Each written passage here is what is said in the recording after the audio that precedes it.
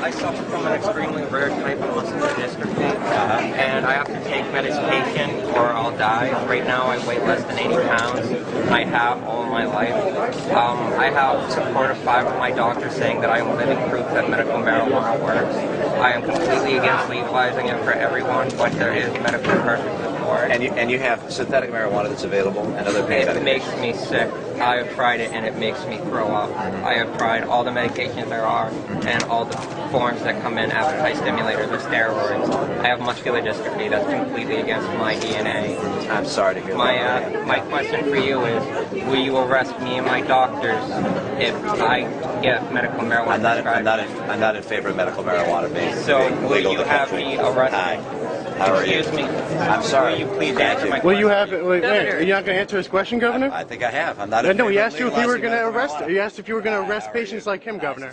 You're going to just ignore a person in a wheelchair? Oh, I spoke with him. I know, but he didn't answer his question. All right, well. Hi, my name is Clayton Holton, and first of all, I'd like to thank you for ending the federal raids against medical marijuana patients like myself. I have recently asked Rudy Giuliani and Mitt Romney about the subject, and instead of answering my questions, they turned their backs to me. I was wondering if you could tell me how you are a better candidate for the medical marijuana patients like myself. I would absolutely never use the federal government to enforce a law against anybody using marijuana.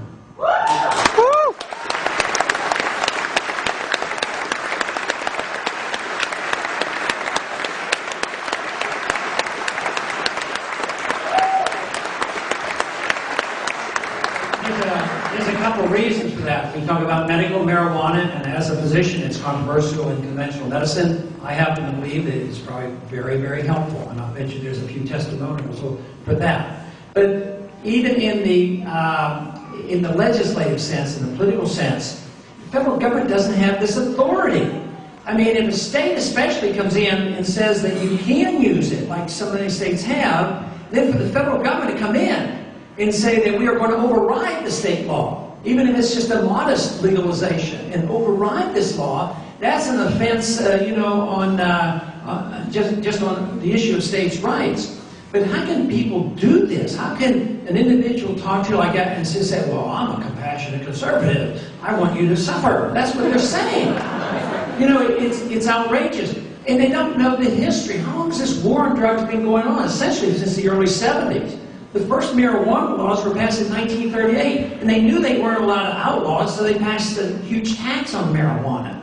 And even the war on drugs is total war on drugs is rather recent. You know, think of all the respect that they had for the Constitution in, I guess, 1919 when they wrote a prohibition against alcohol. They knew they had to change the Constitution. And then they repealed it because it didn't work. But all this drug war business is done without authority. It's sort of obvious that they don't have the authority to do this. We have probably spent $500 or more billion since the early 70s. What do we do with individuals? Let's say an individual that never committed a violent crime gets caught 3 times in a nonviolent act of using drugs, even if they were hard drugs and even if they hurt the individual, they can be put in prison for life. At the same time, we have murderers and rapists and child molesters getting back out on the street. Who was it today that was just released after 35 years? Shot somebody who was famous. And anyway, Wallace, he attempted to kill him. But he gets out, he's back out on the streets, but yet they will put mandatory sentences. Our prisons are flooded with non-violent criminals. We treat people who aren't drug addicts as criminals. Do we treat all alcoholics as criminals? Oh no. Politicians drink alcohol. They're not going to do that.